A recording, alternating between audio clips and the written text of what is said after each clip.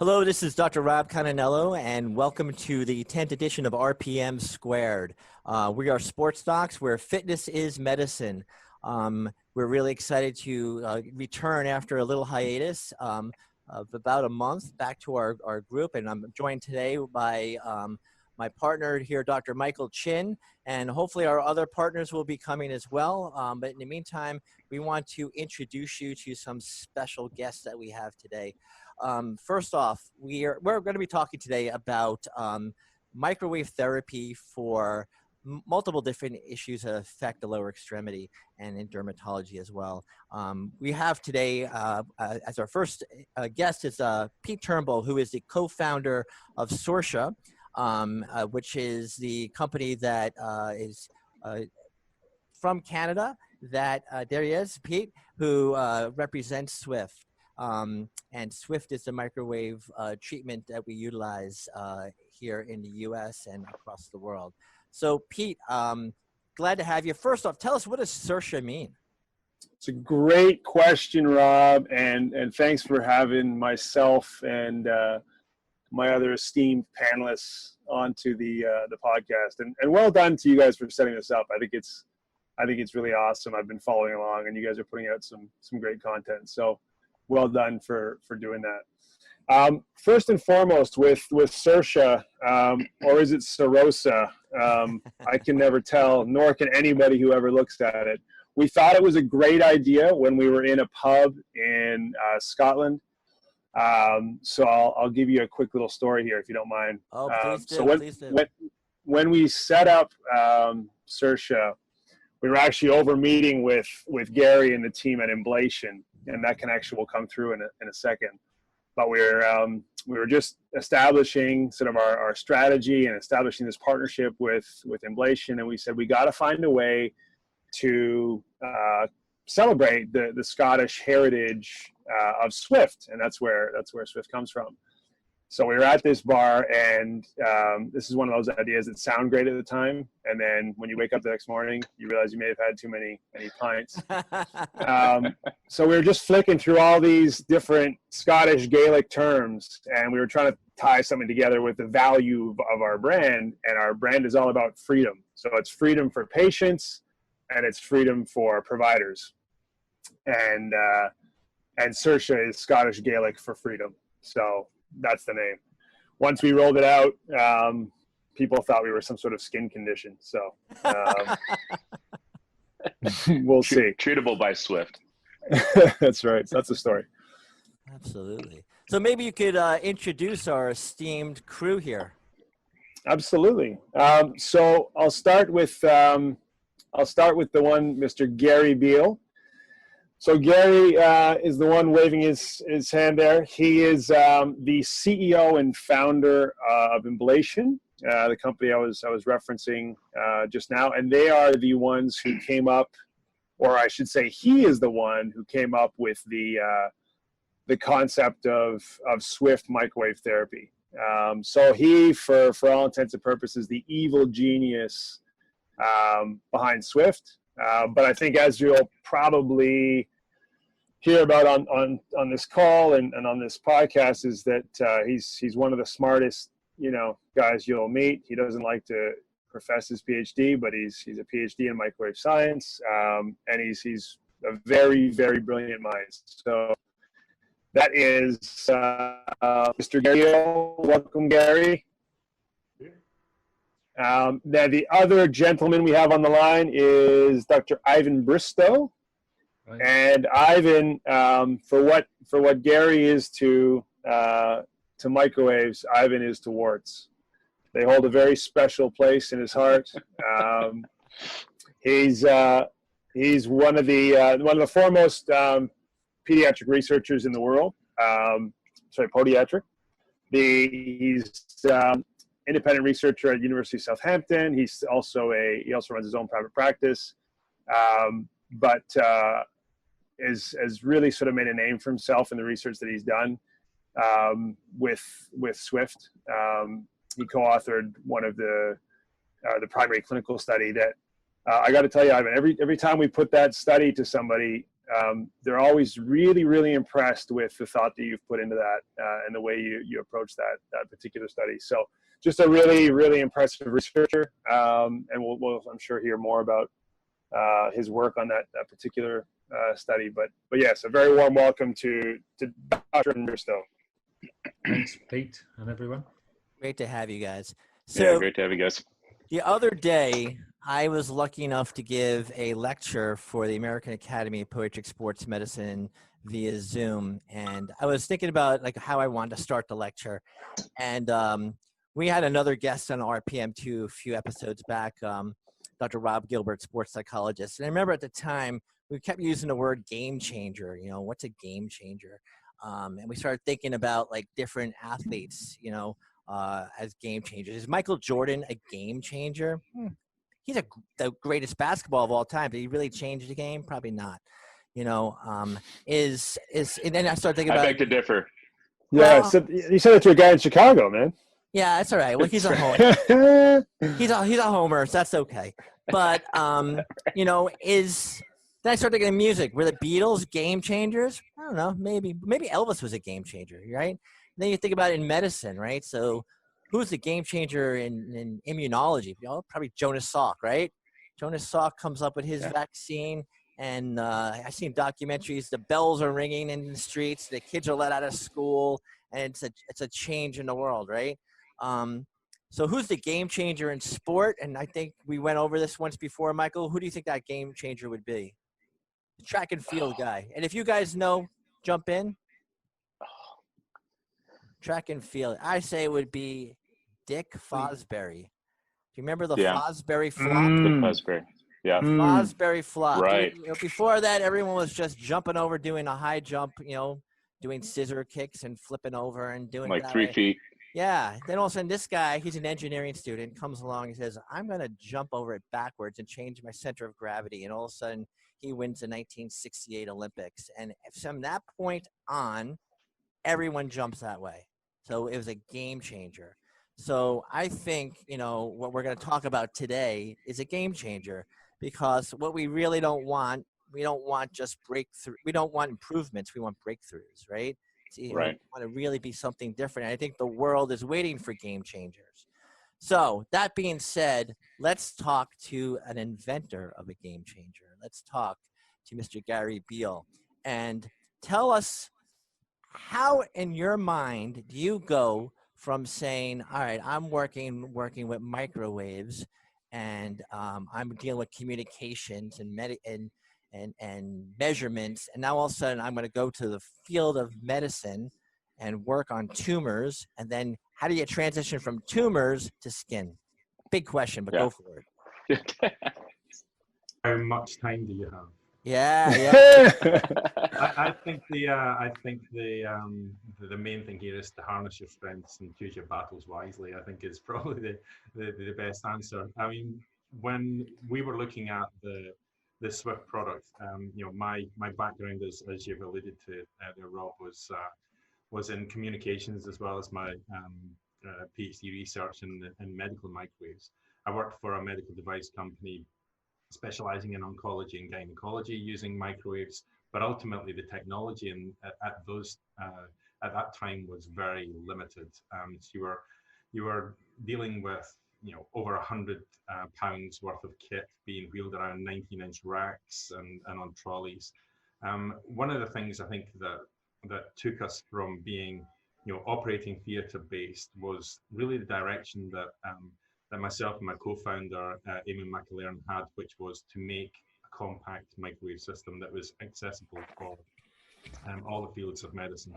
In terms of, you know, the use of it in podiatry, I think one of the things that makes this product quite unique for podiatry is it was actually designed for podiatry. So it was designed for treating warts and the HPV virus.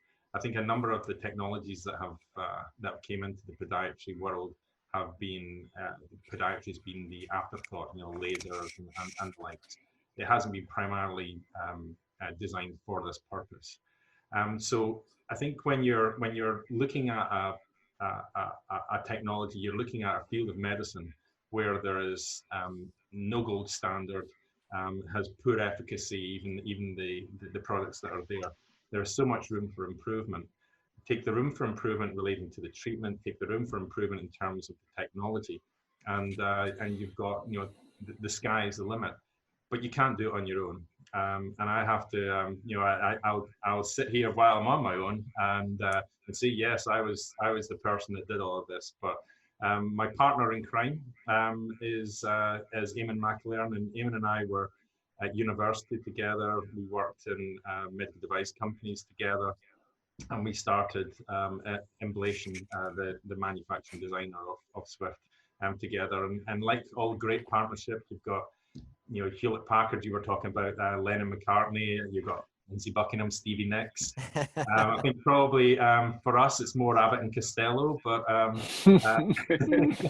maybe even a little bit yin and yang. I think there's a certain I'm a very positive guy. I like to find solutions to a problem. Eamon, my co-founder, seems to find all the problems that need to be solved. So he's certainly the yin to my yang. But yeah, I think the important thing here was the fact that we were looking at trying to make microwave technology accessible. We knew how good microwaves was and how it could bridge the gap between you know, different types of energy modalities, for example, radio frequency and laser, and even other ablative therapies like cryotherapy. And all of these attributes of the other technologies we knew could be embraced through the treatment of microwaves. So you have the ability to do very superficial thermal insult or ablations. You can do very large ones similar to radio frequency. So you can get the best of all the worlds. And in terms of why podiatry, we looked at what the market was saying. You have you know, the research that's gone into podiatry and into the treatment of warts, and the gold standards were, if anything, in alignment or just slightly better than placebo.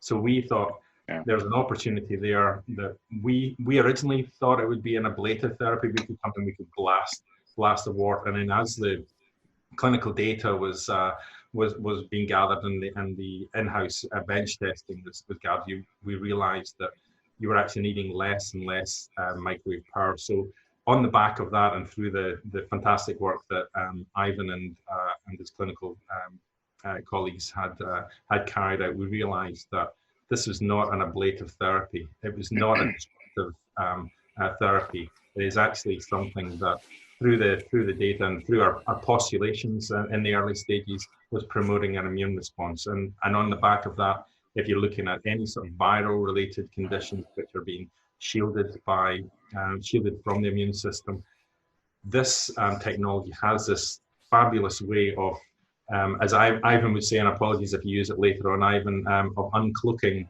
the virus and letting the immune system see. And that's really the strength of where our microwave technology came in, was the ability to uncloak and make the lesions visible to the body, and then to allow the body to do its work. Gotcha. So before I go, Dr. Bristow, you're one of the premier lower extremity dermatologists in the world, without question. You've researched, you've written, you've backed it up, without question. So was it a mistake? Did you think going into it was going to be ablative, and then all of a sudden you're like, oh wow, look at this, it's actually, you don't have to get that? Did it happen that way?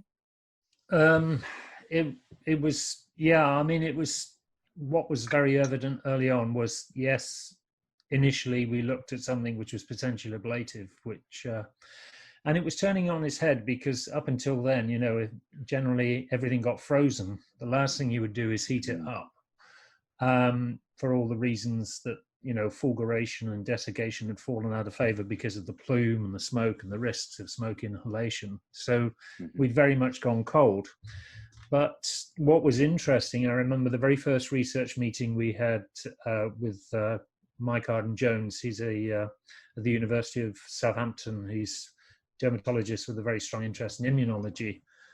When we first carried out the very first tests with Swifts on human skin, what Mike is a person who's a little bit like Eamon.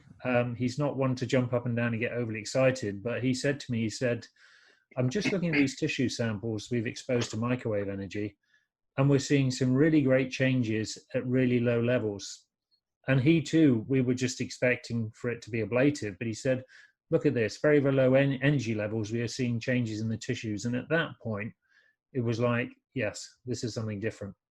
And that's when we sort of got really excited to get into the clinical work to see, you know, basically we could start off at high power, but it's a game of how low can you go, you know, in terms of the actual energy required to clear these warts. And it ended up being a much lower setting than we initially anticipated on the original research machines. So yeah, it was a pleasant surprise. That's great. How did you, Ivan, and Gary kind of connect? What was the connection? Was it through the university that you guys started doing the research, or how did that come about? It actually came through, and it's one of the, I think the key things when you're developing a product and having an idea is to speak to as many people in the profession as you possibly can. And we were, both Eamon and myself, at this time it was a very small company. I had just moved back from the US. Emblation was not a limited company at that stage, and we were actually working out of the playroom, the play den for my daughter. So they took a relative dislike to Eamon because they weren't allowed to play with their toys when we were working. So, but, bad for company culture. Good work. We still have that in the contract. No playing with toys while working. But no, we had the decision that we would cold call as many podiatrists as we possibly could, asking about you know, what the typical treatment is that they would use, what their efficacies are like, you know, how many treatments they expect to see. And it was through this cold calling that we got in contact with one person, and she said, the person you really need to speak to is one of the most prolific writers, you know, publishers of papers, writing of papers, and researchers in the UK. You have to speak with them. And it was on the back of that it was a little bit of serendipity, I guess. We found Ivan, and Ivan played a very large part right at the beginning about, you know, what the product should look like. And the great thing, and as everyone will know about Ivan, he is a very lateral thinker, and it's not about kudos or anything for Ivan. It's about actually you know, making the product work in the best way possible. So all of this support that he gave us then was all gratis, which we were very thankful about, as we were a startup company. And you know, speaking with one of the you know, the pods with the most kudos in the UK would typically be an expensive a task to have on your books, financial books. Ivan was free because he knew at this stage it was something different. It was specific for the field, and he wanted to be involved in this because I think from the get-go, Ivan thought, this is unusual. This is something that's exciting. I want to be part of this, whether it works or whether it doesn't. You know, the excitement was there. I think it's a bit like the good old Monty Python, you know, and now for something completely different. And when I first met Gary and Eamon, I think it was in a drinking establishment. Was it Gary in Glasgow? I believe. Yes. There was the two of them, and it was you know, Gary had an idea, but immediately I could see, you know, you as podiatrists, you get a lot of pitches from a lot of different people, but immediately you could see actually there is really something in this, and it's something completely different, novel, and you could see the logic. And so obviously I was very happy to work with them. And that, when I first met, it was just Gary and Eamon, and it's been quite a long path, but it's been fantastic in terms of seeing the final product. I remember getting my hands on the very first Swift research machine was one of the greatest moments. I remember saying, this is the world's first, and we'll be using it in research. It was very exciting times. Very cool. Hey Gary, I got a question for you. So once you got Ivan involved, and okay, Ivan's going to be, taking on this very pivotal study for your small little business at the time. A lot of eggs in that basket. And then he comes back to you with the study design where he says, I'm only going to look at the absolute worst of all warts. Average age of lesion, 5.3 years, complete recalcitrance, everything else has failed. That's how I'm going to set up the study. What was your response? Thanks. Did you fight him? I immediately started writing my CV. That's right. My resume. Yeah. I have to admit, we were slightly shocked when we saw it. We thought, if it's going to work, it's going to work. If it isn't, we'll be looking for a job somewhere else. So, but yeah, I mean, we were quietly confident that it would work. To what degree it would work with recalcitrant, we weren't sure, and I think Ivan was as well, quite surprised at just how good it actually worked. And again, the mechanism of action was the key thing here, because if you're looking at it from an ablative perspective, you're just cooking, so it's no different to what radio frequency does, even in laser. So you would get similar efficacy to them. With the fact that we were looking at very superficial energy levels, that was the thing that was quite exciting, and to start to see results coming through. And when we were anecdotally given some of the results, so we hadn't collated the whole clinical study, but just some of the anecdotal results coming through, my thoughts were, goodness, it's not actually working as well as we had thought, because we hadn't seen the whole immune system doing its job. And then at the end, when all the results were tallied up, and that was all kept from us, and when eventually it came through, we were blown away. 70%, and that's taking into account the people that had fallen out of the study.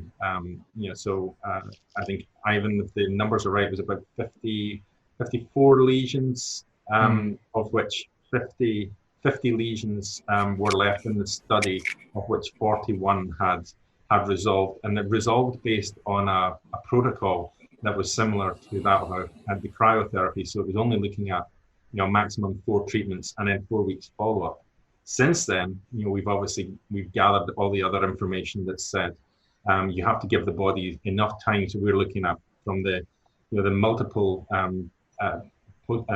surveillance studies that we've been doing and clinical follow-ups that we're doing, saying you have to wait a minimum of 12 weeks for the body to do its job. So without even taking that 12 weeks into account, and we were only looking at 4 weeks post the final treatment, and we were seeing 76% compared to 30%, or even if you take away the studies that were relating to common and plantar warts, you're really only talking about 16% effectiveness with cryo and salicylic acid. So compare where we were to those other modalities, we were blown away. But yeah, the initial feedback, I think, was shock and maybe a few expletives. Yeah, I have to admit, when I went, because it was 3-center study, we were 3 different places in 3 remote distant places in the UK. When I looked at the data and I thought 75.9%, that can't be right. And then I teased out the data for the 3 centers, and it all pivoted around that average number. It was, Gary, I'm really surprised. This really works. No, but it generally, you expect on a very first try, on a very first look see, you would expect, if you're getting 50%, you're thinking, oh, well, you're doing all right. But to see, nearly 76%, the feedback from the patients that we had who had been on the trial was, they were just people who'd been living in pain for so long, and, they felt embarrassed by their warts. It was, for them, it was a big life change. And I think we forget about, the quality of life of people who have warts. It's whether it be on their hands, feet, it just needs to be addressed. And a small change like that can make a very big difference to someone's life. And we had plenty of testimonials and even had letters, from patients saying what a difference it made. Yeah, psychologically, for sure. I mean, I think with psychological, just knowing that it's a HPV wart, I mean, I think kind of runs through the people's mind that this is something that is, it's infectious and it, continues to go until you treat it. And it's been awesome. I mean, we've been using it in our practice, and Rob actually introduced me to Saorsa, early on. So it's been as he said, a game changer. Sorry, Ivan, no worries. Do you ever think that you might do a follow-up study that does include juvenile patients?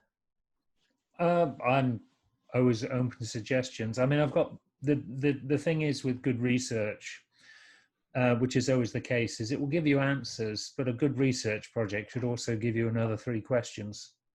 Mm-hmm. And I'd say over the years, working with the team in Emblation and with colleagues who are using it, there are so many different avenues to explore and so many different theories to test that it's infinite what we could actually do.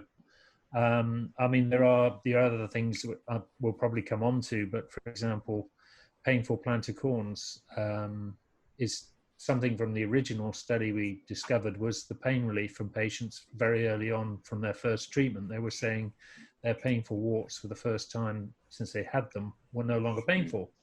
So it was obvious that microwave was having some moderating effect on the pain response. So immediately my thought was to translate this to painful corns. Now, in the UK, we have different words. In the United States, I think you call them IPKs and keratomas, and we have what we call smokers' corns. Typically, the patients who smoke with very painful lesions, and we're just about to publish our first paper, just a couple of case studies, which changed the lives of 2 people with painful corns. So from there, we can go on in different directions, but I still think there's a lot to do in warts, but there are so many other things as well, which are just begging to be tested. Absolutely. You bring up a good question, though, Ivan. Do you feel as though that with the IPK study, is it a denervation of the nerve that's happening? Because it's obviously not a virus. Yeah, it's obviously quite a rapid response, because even after the first treatment, despite the fact the wart hasn't resolved, that the pain goes. And finding any literature to this, the closest sort of allied literature, it comes from radio frequency, but certainly there is a theory that the microwave energy, particularly as it hits the tissue, travels preferentially through the nerve fibers, and this has a moderating effect on the cell membranes of the nerves, which is the strongest theory that we have. The hypothesis that what you're doing is you're actually slowing the pain response and thereby, giving the patient pain-free. But we don't know for sure, but in practice, something is happening, and it's probably along those lines because it's very rapid, and it's staying with patients for some time. It's a lasting effect. Right. But Michael, I could ask you a question, because your practice, like mine, is mostly based around athletes. And when you don't think about a dermatological condition like HPV and smokers' corns being in something in an athletic type of practice, right. But I think, like, when we first talked about, working with this, and Michael is a little hesitant because I don't know if I'm really going to see a lot of that. Since you've been utilizing this technology, do you look for it more? Do you see it more? Were you missing some of them, you think, in the past? It's tricky because with COVID hitting right around the time that I got my unit, we did actually see more. I would say that I was probably looking for more, and we had patients who were coming in with traditional therapies and weren't getting results. And I teed it up with the Saorsa, the Swift unit. And to be honest with you, I mean, those patients, it takes time. And I think one of the questions I had for Ivan is that how do you tee it up for when a patient is expecting, obviously, the immediacy, right? That's just like anything that we do in our practice, especially in sports medicine. They want to see that quick hit. So ablation obviously makes sense. They see it, it's burned away, it goes away, quote unquote. But with this product, you have to kind of massage it so that again, they're in the mindset that it's 12 weeks out that it actually eliminating the tissue that's causing the infectious process in the first place. I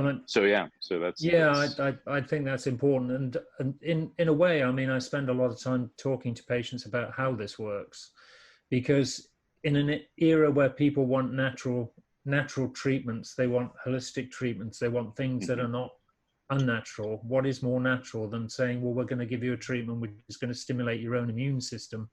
And the beauty of this, as we know, is that you're going to have immune memory. So you're going to clear this problem, hopefully, for a very long time. And certainly the data holds that out.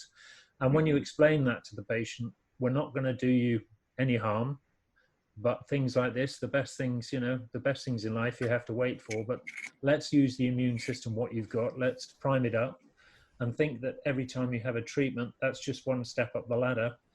And as I say, 3 or 4 treatments down the line, you're building up your immune system and you'll see those results. But immediately when they're getting the pain relief, that's the first major hurdle to say, well, I haven't felt it, ever since the first treatment. It's still there though. Then they get to a stage where they say, well, actually, I haven't been aware of it, but the wart's still there. But both of those steps give you a very strong indication that you're heading towards resolution and a good outcome in these patients. And there are instances where you may be needing more treatments. I have patients in their 80s that I've been treating. And they've been with their warts, as one woman put it, she'd had a wart for 20 odd years. She said she was been with her wart as long as she'd been with her husband, and both were proving very difficult to get rid of. And,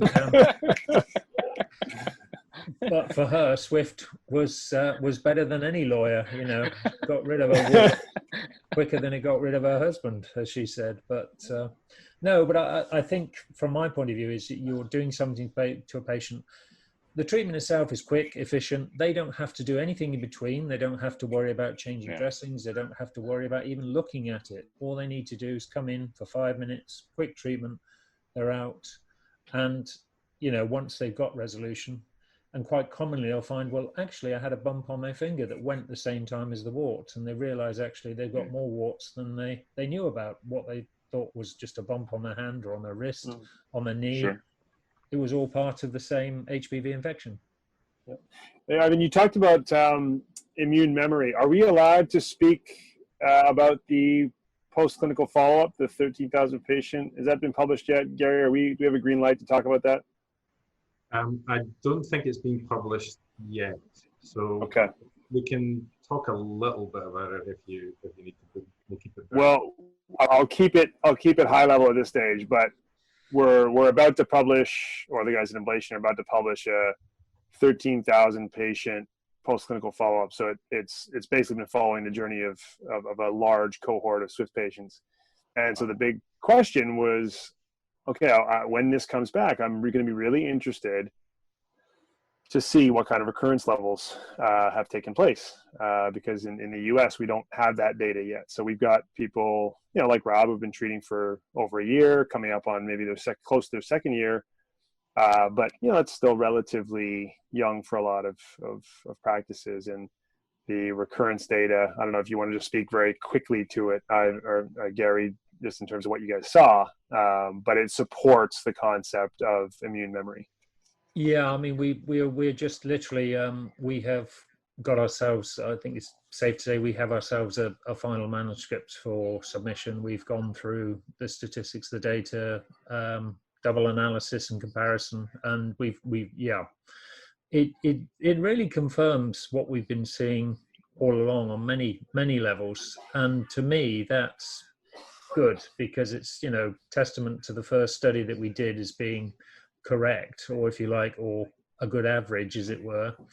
And subsequently what we found is that the data supports much of what we did in that first study.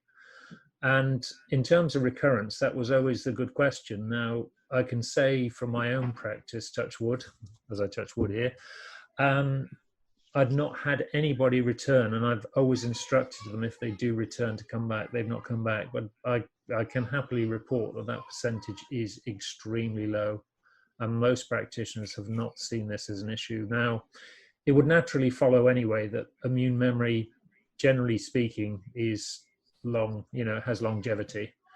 And I think if you compare it in the real life situation, most people will have warts as a child, but occasionally you'll see someone in their 60s who'll come in with warts from their 70s, and they'll have warts again. And probably that's just loss of immune memory in those small number of cases. But I'm really pleased that whatever Swift is doing to the immune system, as part of that resolution process, that there's some strong immune memory being generated, which is exactly what we want, exactly what the patient wants. They don't want to be coming back in a year or two's time. And the data strongly supports that, that is happening. They are getting good, natural, wholesome resolution and immune memory. Gary, could we be as so bold to say this is acquired immunity? Is it as close to being a vaccine as anything else?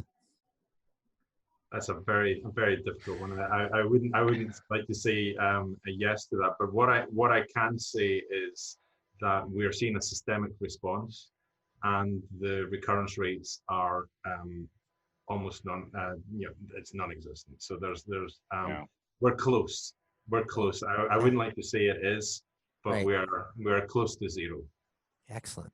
I think a vaccine generally is where you're challenging it with, a virus. We're not challenging it with another virus. What we're basically doing is, as we say in the UK, giving the immune system a kick up the backside. You probably have a better word for that in the US. So Gary, you think about that. I mean, immune memory right now, especially with what's going on with COVID, is a very hot topic. It's an exciting topic. Everyone's becoming their own immunologist and doing research into how the body's immune system works. That's a question for everybody, as both Gary and for Ivan. But when you start to think about that and what it means for other applications, number one, how excited do you get? And then as someone who is wired the way you are, Gary, to solve problems, where does your inventor brain go now when you see what you've been able to do here, and then you start scanning for other problems to solve? I'm beginning to think that you're looking at my PC. So no, you're absolutely right. In terms of viral, I think we've shown that for certain sizes of virus molecules, we can treat that very effectively. Now, coronavirus is of a similar size as HPV. I think when you're dealing with a virus and you're creating a strong immune response, there are a number of opportunities. I'm trying to be as vague as I possibly can here, but there are a number of opportunities that you have, and we're already researching stuff relating to many viruses, including COVID. I think also it's interesting, talking about published research, that during the COVID-19 crisis, there's been a lot of research published very rapidly on all aspects of COVID-19, but obviously researchers haven't got much patient fodder during the lockdown, so they've been using things like Google and Google Trends. One of the most interesting things that have come out of that, I don't know whether you've seen this in the United States, but this was published in the American Academy of Dermatology. If you look at the search terms for dermatological conditions made and inquiries made to Google during the lockdown in the United States and in Europe, there was actually increased activity for warts and hand eczema. Now, hand eczema we can explain because people are washing their hands more, and it was anticipated people getting symptoms, so they're looking for self-diagnosis. Why they were looking at warts is a very interesting question. But I can say anecdotally that certainly since we've come out of lockdown in the UK, the number of Swift inquiries has been quite considerable. So whether people have actually stopped, they've been sat down watching television and staring at the soles of their feet while they're, watching Netflix. I think it's the first time people have actually stopped to look at their own bodies to think, oh, what is that on my foot? What is that on my hand? I really ought to do something about that. But warts have featured quite dramatically. Whether people are just more attuned to virus and just getting curious, I don't know. But it's certainly been, an upturn. I'll be interested to know for you in the United States if that is the case. As you come through this, more people are seeking wart treatments. Unexplained, but interesting and good for every podiatrist. Absolutely. I know you've blogged about this in the past too, Ivan, is COVID toes. So Yes. is it real? Is it something that we should be concerned about or not? Well, I can only sort of refer to what we actually know, and the very latest really from that has been a medical hypothesis put forward, which really does help to explain the phenomenon. And the first thing to say is that the chilblain-like lesions are particularly common in children and young adults. That was very clear. And in countries like Spain and Italy, where they don't normally get chilblains, and certainly they don't get them in the spring and towards the summer, they were getting large numbers in children. The natural correlating or linking factor was all of these children were exposed to close family relatives who were known to have COVID-19 sometime before. So at that point, it's just a theory. And the next stage, of course, was to prove that theory. They tested as many children as they could in various studies in the United States, in Europe, in China. And what they couldn't get was many of these children coming back positive. In fact, very few of them showed any positive results to actual physical PCR for COVID or antibody testing. And then came along a very interesting piece in one of the journals saying, well, we can explain why chilblains are occurring. The difference is when a child gets infected with COVID-19, unlike the adults, it's the innate immune system that deals with it. Normally, we get the adaptive immune system to generate antibodies, and that's what happens in adults. But in children and young adults, one of the first things that happens is that when COVID is detected in the bloodstream, it's believed that, well, we know that interferon is released in quantities. And in children, they're very quick to release this in response to the presence of COVID-19 in this case. And it's the viral load very, very quickly. So the children rarely show symptoms. But what we do know from studies of patients with interferon-related disorders is that if you have a high release of interferon, its main side effect is that it will cause peripheral chilblains. So what we're actually seeing in these children probably, and it seems the most strongest and most probable hypothesis, is that this represents a child who's been exposed to COVID-19, who is then having a burst of interferon, clearing the infection without generating any adaptive immune system. They're just using their innate system, clearing it out the system, and then 2 or 3 weeks later, they're developing these COVID toes, as we call them, long after the infection is gone. But either way, you're not going to find a trace of it there, because by the time the chilblains are there, they've cleared the systems, and there are no antibodies because the adaptive immune system didn't even have time to kick in. But in adults, this interferon burst doesn't happen. And that's why adults get, more ill, more affected by it. And as the older you get, the less of it happens. And so that is the best explanation. And it seems the most probable. This has been backed up with some histology, which has shown this to be the case. So yeah, it's absolutely fascinating. But I think we've cracked it. I think we're close. That's the best explanation I've heard in a long time. For sure. I've heard a lot of social media, experts telling me what it is and what it isn't, but that really makes a lot of sense. So I'm drinking your Kool-Aid without it's question. English accent too. So. Yeah, it just sounds. It always sounds so much smarter. Yeah. So I have another. You can tell me anything. Yeah, I have another question Exactly. to ask you, Ivan. Is as a dermatologist, how much do you biopsy these lesions? We talk about the HPV lesions. I mean, do you ever have ones you say, well, I should definitely biopsy this first? I mean, what's the right thing to do? I would say very, very, very, very rarely. In most cases, warts are pretty consistent in their appearance. And when you're dealing particularly with younger people with warts, it's pretty obvious. Multiple lesions on the soles, the palms, they're self-diagnosing. The only time you may get caught out, I think, is in the rare case where you have a single lesion in an older adult, someone I would say 50 plus. And in that case, there is a possibility that you're looking at something like squamous cell carcinoma or verrucous carcinoma too. Funny enough, a verrucous carcinoma is driven believed to be driven by HPV, but not your typical plantar warts, more of the 16s and the 18s you associate with genital cancers. But usually there's something not quite right with them. They're a single lesion in a patient who has no business having a wart. They haven't been near a gymnasium, a swimming pool, or a sports club, or a locker room in years, so they have no business having a wart. And if there are any suspicious symptoms, and I would say warts that ooze, they're damp, they smell, they just don't look quite right, that's the visual assessment will give you the strongest clue to biopsy.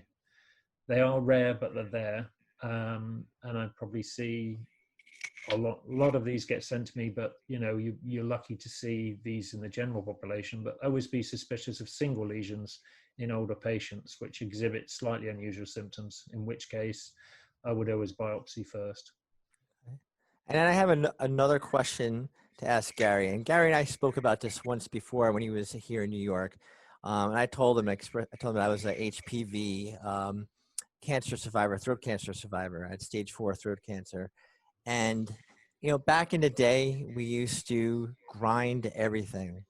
We ground lesions, we ground nails, and things became aerosolized. Is there a link, you think, between that and maybe perhaps what I had?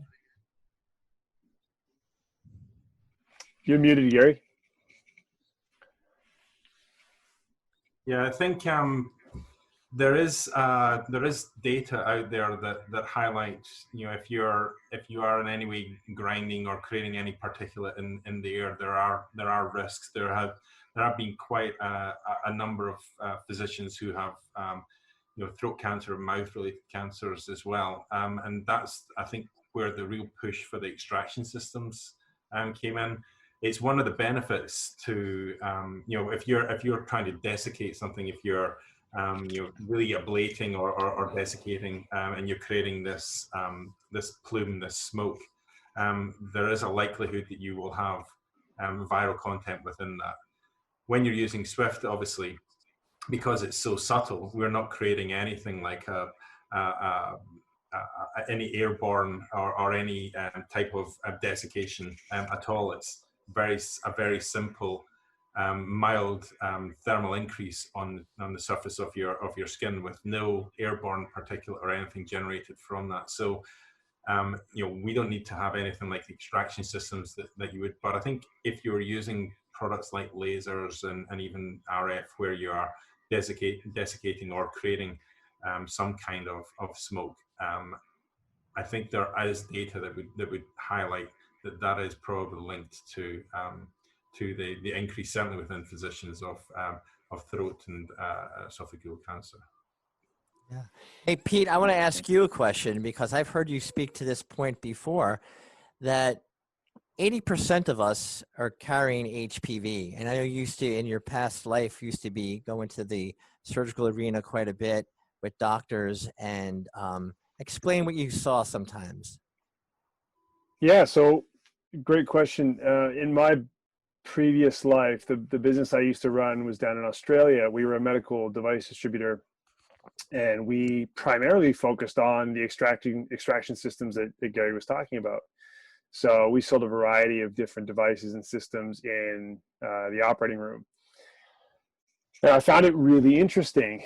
So in Australia, when I left Canada, I should say this, about probably 14 years ago, at that time, we had just established a national guidelines. So the nursing bodies had done a great job of lobbying to get policies in place to enforce the extraction of surgical plume.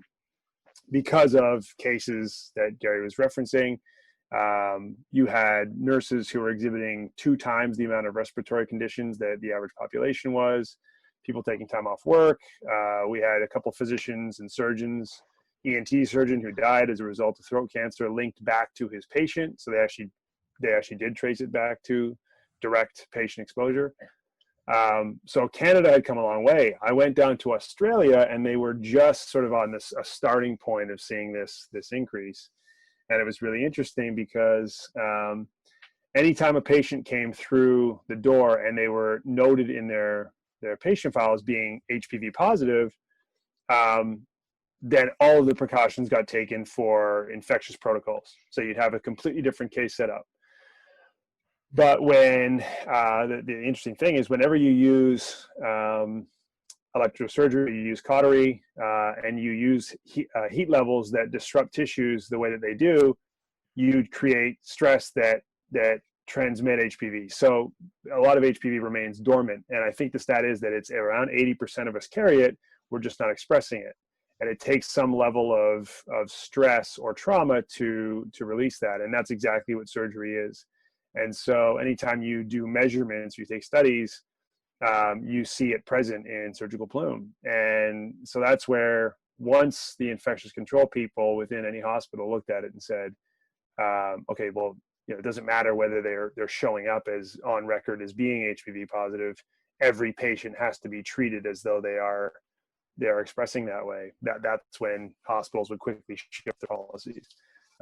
So I'm sure Gary could speak to cellular disruption and what that does for viral exposure. But yeah, it was interesting to see. I would not be surprised at all if that had something to do with with your condition as well. Yeah, Michael, I mean, you're a very surgically oriented practice, and I'm sure you were creating plume with bovies and things like that, aerosolizing things every day. I mean, before this COVID-19, were you wearing N95 masks in the theater? Not at all. Yeah, I mean, we're wearing just traditional surgical masks. So, I mean, yeah, that is something that raises obviously a huge suspicion that if we are carrying and not showing obviously the HPV virus, that obviously does have a surgical concern.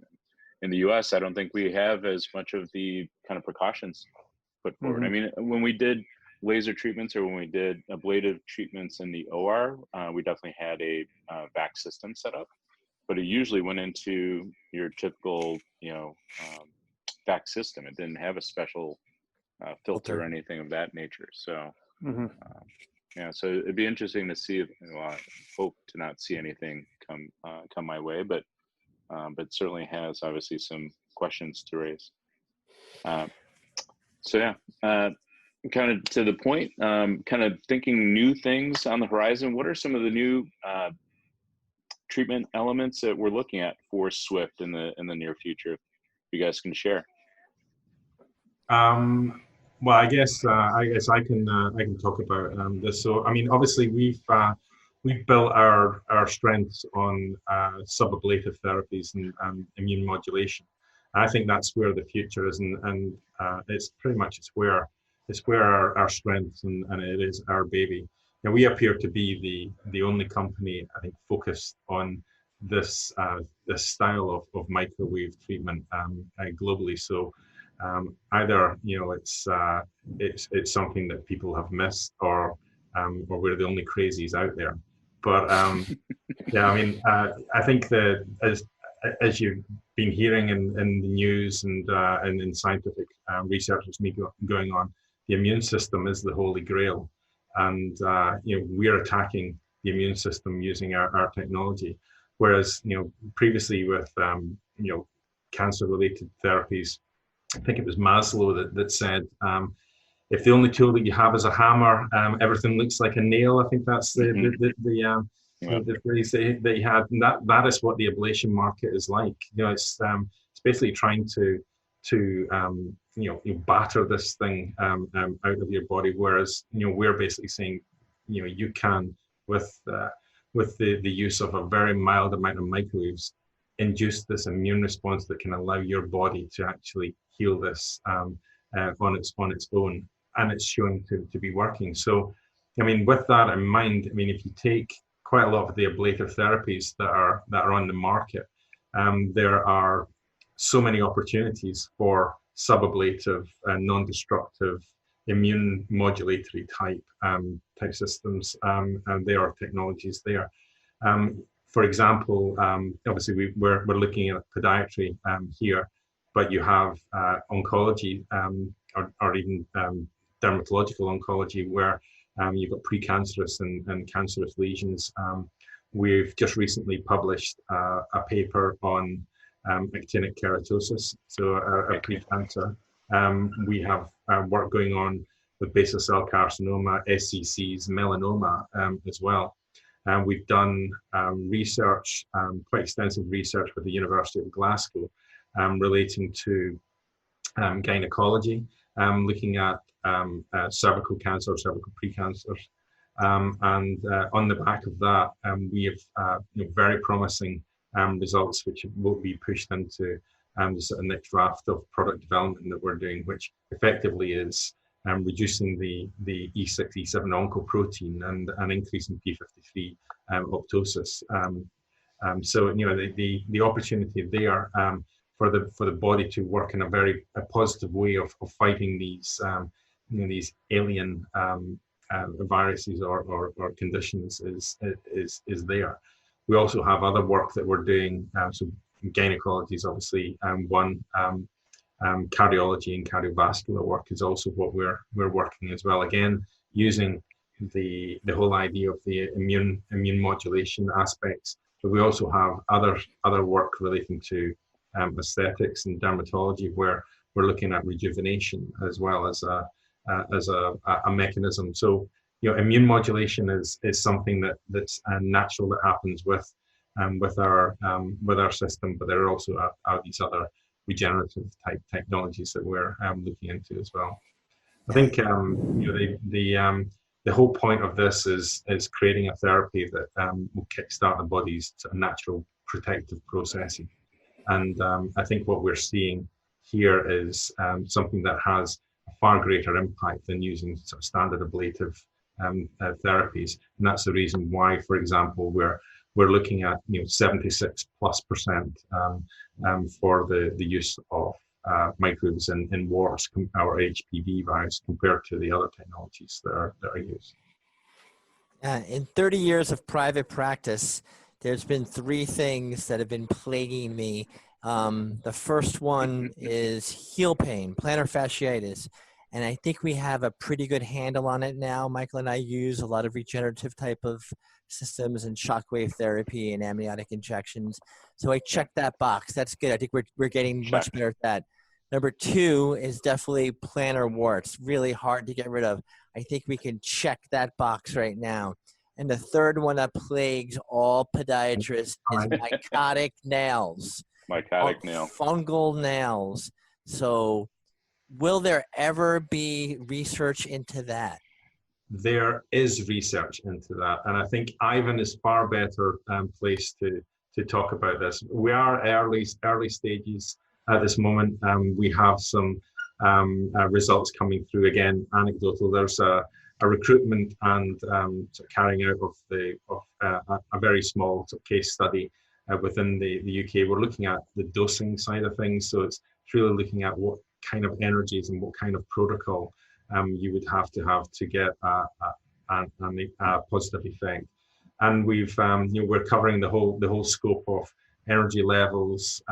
Again, everything is always subablative that we're doing here. The SWIFT system is, as far as the podiatric side of things is concerned, is always going to be a subablative therapy and non-destructive. But we are looking at different protocols and additional pre-treatments prior to carrying out the microwaves, which will hopefully give us some positive answers. So we are currently researching that. It is going through some very early stage clinical work at this moment, which Ivan is actively involved in, and hopefully in a not too distant future, we will have something which will be able to be published and be able to identify what a protocol would be to treat that condition. Hey, Gary, do you know what it's doing to the fungus? And that's a question for Ivan. Yeah, fungus is quite a primitive organism, very different from viruses in many respects. I think the key sort of factor about microwave, which is the most exciting, is compared to a laser, if you apply a microwave probe to a nail, the microwaves will travel through the nail relatively unabated. There's no reflection, no scatter, so you can really deliver the energy through a nail. And this has been demonstrated with the number of periungual and subungual warts we've treated very successfully, whereas they used to be a nightmare, you used to have to avulse the nail or cut the nail back to get any treatment there. I love subungual warts now when they come through. The Swift is just, will cut through the nail. And if it will cut through the nail and, you know, quite literally just pass through a nail and work on the warts, it's very similar to fungi. I would imagine that fungus, and this is only a guess, is just as delicate as virus, but it just has this natural persistence. So it's just about getting the dosing and the preconditions right. But it lends itself so easily that the probe, the size of the probe and the technique is all there. It's just a case of finding that optimum dosing, as Gary said. And once you have a tool which has got multiple uses in a podiatry clinic, it makes it indispensable, you know. Yeah, so we hope to have something soon. That'd be Yeah, nice. I mean, we have been working with other universities as well within the UK, and we have shown that when you have the fungus and you treat with microwaves, we can stop the growth of the fungus. And again, as Ivan said, the real point here is, how do we get that level of energy and control into a treatment? So it's down to a treatment protocol that we're trying to perfect at this moment, and that's the great work that Ivan and his colleagues are doing. Well, if you can get it to treat heel pain too, that'd be great. One box, everything. The triple play. The triple That's play. right. That's right. Well, that is awesome stuff. And I cannot thank you guys all enough for coming in and sharing your experience. I know it's a little bit later there on a Friday night, so I hope you take your best girls out now for a little drink or whatever it is. That's right. And We have can't. That's Yeah, right. that's right. That's right. Well, you know, you can always go in a car. We can sit in the garden with a beer. That's right. That's right. That's right. That's right. That's right. But I thank you both very much, and I thank you, Pete, as well, for bringing these guys together with us, uniting the clans, as you say. Michael, any closing remarks? No, thank you guys very much. This is good stuff, and I hope our listeners are hopefully picking up on this and can apply it. You know, really, at the end of the day, it's trying to get our patients one step closer to getting better. So. Yeah. Hey, I have a question. Pete, maybe you could just tell, how can our listeners find you guys if they have questions? Yeah, good one. So our website is as difficult to spell as it is to pronounce. So it's www.esaorsa.com. So it's esaorsa.com. And if you jump on there, you can learn all about Swift. And then there's a contact us page, pretty simple. We'll get back in touch with you within a few hours of submitting. So Swift is a new concept. Everyone's going to go on their own journey. So we're really collaborative in that process. It's important to understand also that Swift, when it comes into a practice, it becomes a partnership. So we work very closely with our users to try to help support and drive patient flow. So I just encourage anyone who's just interested in learning about it. We know this is going to be an adoption curve, so we're going to have those people who jump on early, the innovators, the early adopters, and you guys, you two are one of that group, which is great, and we appreciate that. And we appreciate that people are going to take some time to learn about new things, and things that I've learned, Rob, in this first year and a half of commercialization in the U.S. has been that a lot of podiatrists are rightfully skeptical of sometimes new stuff, and especially related to energy-based devices. There's been a lot of stuff that's been touted to be effective, and we're aware of that, and we're being patient with the community. We've got about 120 systems out in the podiatric market now in the U.S., which has been awesome, and it's been really well received. But what's kind of fun is every time we pick up the phone from guys who acquire a Swift system, and it's kind of like Ivan and Gary when they rolled that study out, and they call you up and they're like, Pete, this is working better than I thought it was going to. and you're like, what, really? Did you not trust what I was telling you? He's like, you bought one, but you didn't trust it was going to work this well?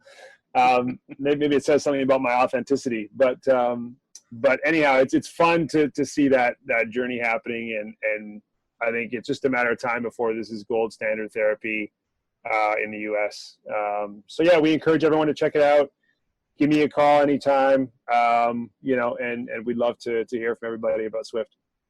Yeah, what is the patient website that you guys have also talking about? Is it patient therapy or wart therapy? That's warttreatmentinfo.com. Okay. So we like I said, Swift's a partnership. So we like to send you guys patients, and so that's part of our service offering. So we invest in PPC advertising to find patients who are self-diagnosing. One of the biggest things we realized when we got into this business was that a lot of the literature online supports the common standard. So when you go and you put yourself in the shoes of a wart patient, what you find is there's no great treatment. You might as well leave it and hope that placebo does something to you as opposed to treatment. So you got a lot of people, and I think the stat says only 10% of all patients with warts are actually seeking treatment, because when you go online, it basically says do nothing. So we've got a real mandate to go and mobilize that 90% and to take the 10% who are seeking it and divert them to a specialist. So let's not let them go through what we call this sort of chasm of frustration, where they go fail over the counter, fail primary care, then they go see a dermatologist, they get hit with cryo for half a year, and then they're coming to see a podiatrist, at their wit's end. We're trying to catch them earlier and say, hey, save yourself the time, the money, go get seen by a specialist, go see a podiatrist, easy to find them, here's where they are. And so that's sort of what we do. It's our part of the partnership. Yeah. So one thing I always tell my kids is that whatever you do in life, try to do more than expected. And you have to have a war on average. There's too many average things going through. So you guys have come through with those breakthroughs, and you guys as a team are game changers. So I thank you guys very much for being part of this today. Awesome. Thank you. Thanks, guys. Thank you, guys. All right. That's a Thank wrap. you.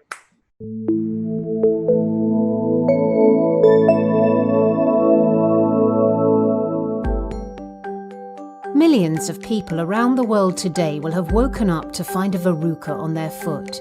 And with busy lives to get on with, unhealthy feet are the last thing they need. We have developed a quick and proven solution that attacks the verruca at its heart.